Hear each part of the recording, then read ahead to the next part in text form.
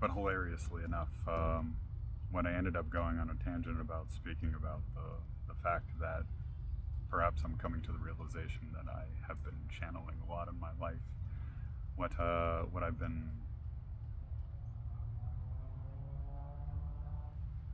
mulling over, I guess, is the right way to think, or the right way to say it in my head is the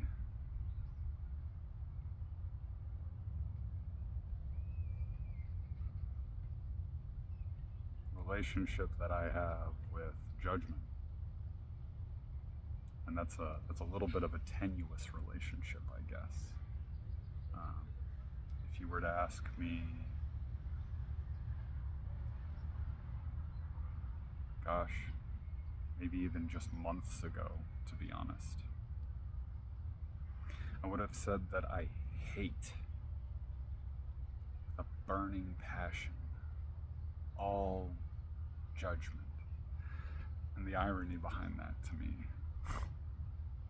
is that that's my own judgment about judgment, judging judgment. Fractals, mirrors. It's like that saying, turtles all the way down, or whatever, however that goes. I don't even know what that means, but it's like turtles stacked on turtles. But, that's the way our reality is everything is fractal. Everything reflects everything from the smallest all the way to the largest. They're all just various magnifications of reflection. It's so beautiful. I mean, once you can come to this realization, it makes understanding things a little bit more manageable somehow. At least it has for me.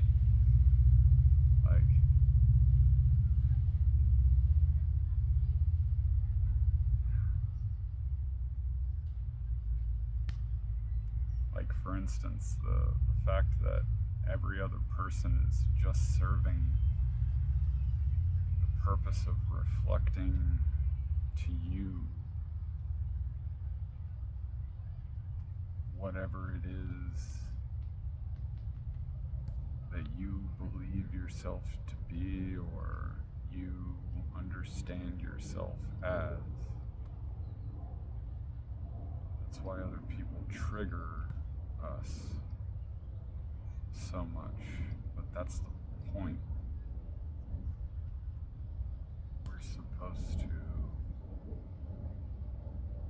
understand the fact that whatever it is that we see in another person that we don't like is merely the reflection of that within ourselves. And once you understand or understand, I do like that term a little bit better, because standing under seems a little ridiculous to me. If anything, it would be an overstanding, standing over. But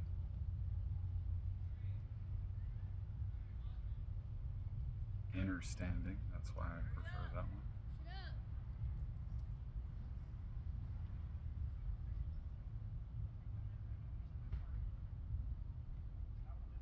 If people would just realize that, life would become a lot more simple. But I've noticed the tendency for a lot of humans, I've noticed that the tendency for a lot of humans is to make everything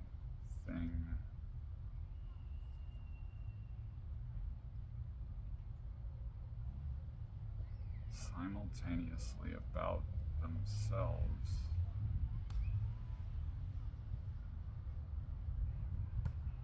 and how some other person hurt them, for the use of guess the manipulation of being a victim, the manipulation that is engendered in the other person to behave in a different way because they're convincing oftentimes. Oh, how you got, dude? To convincing the other person that they were the one that hurt them, and it's just not the way that it is.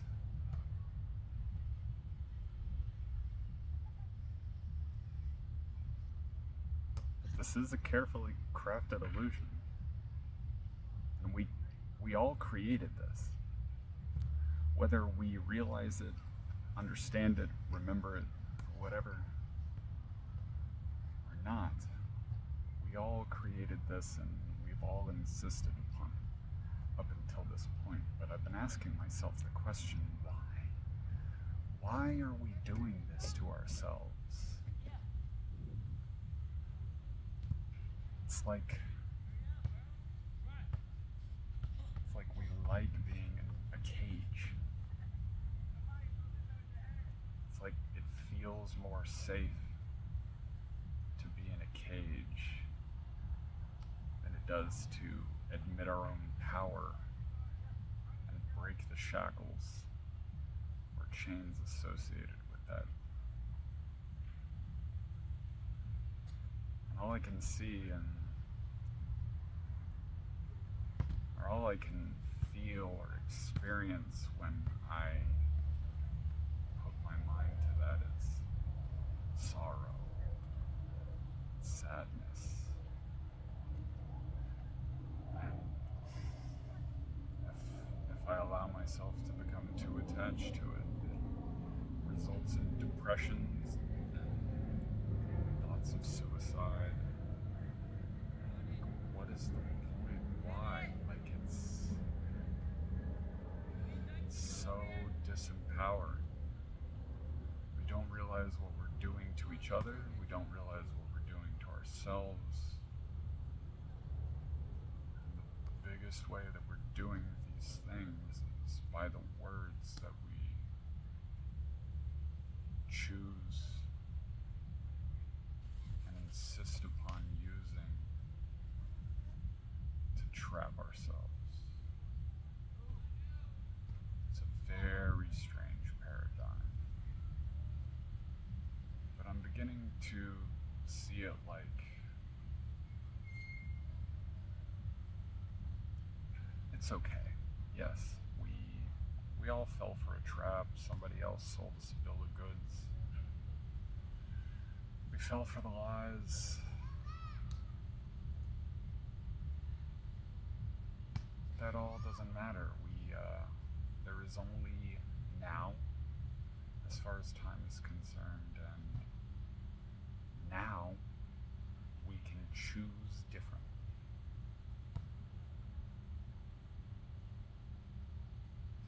It's just a matter of understanding how to make that choice. Or, as Myron Golden, another YouTuber,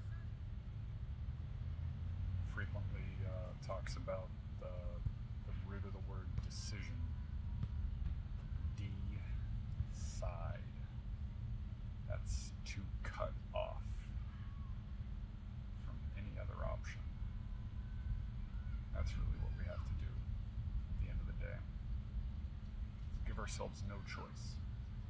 By our own choosing, by our own decision,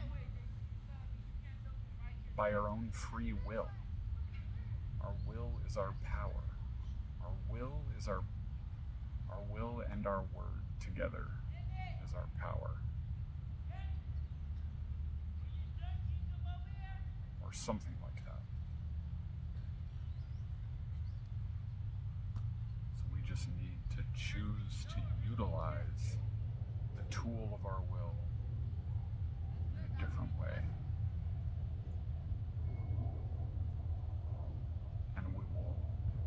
All be amazed as our lives miraculously, suddenly, just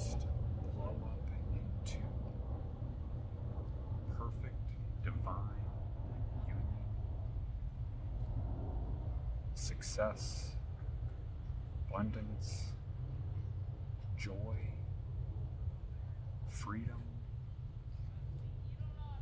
when we realize that we are already that.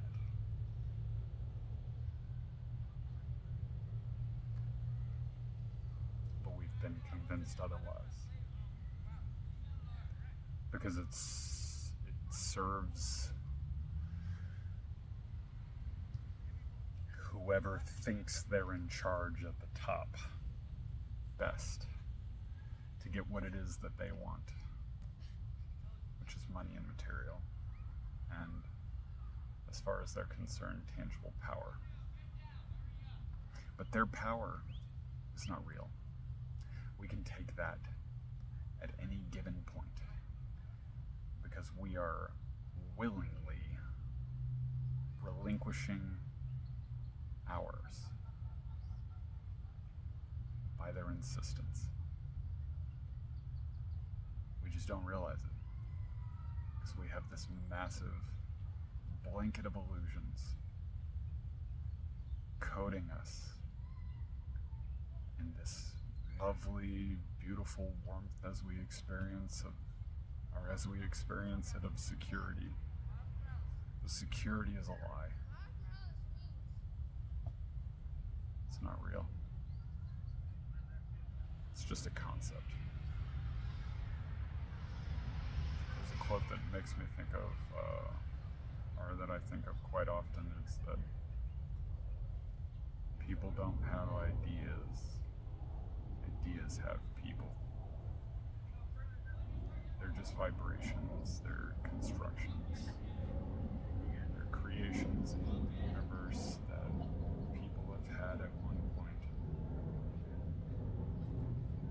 And then for some reason, because we're easily manipulated to some degree, or easily, we're gullible, I suppose, as a human race, being caught up in fear and lack and all these other things that we perceive in our reality that also are illusion.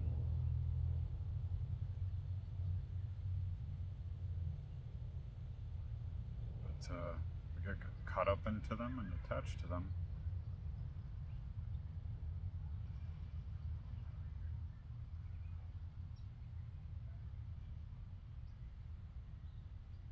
And it has a lot to do with the way that we experience time.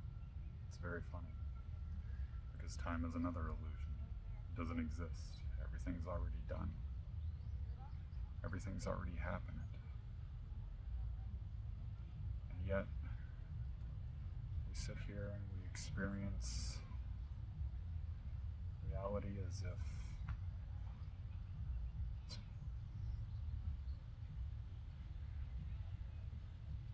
merging in and out of existence at a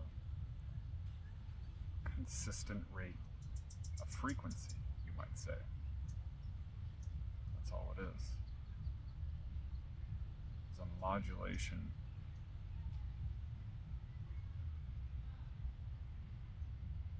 to make it so that there is the appearance that everything does not happen all at once, when it actually does. And all reality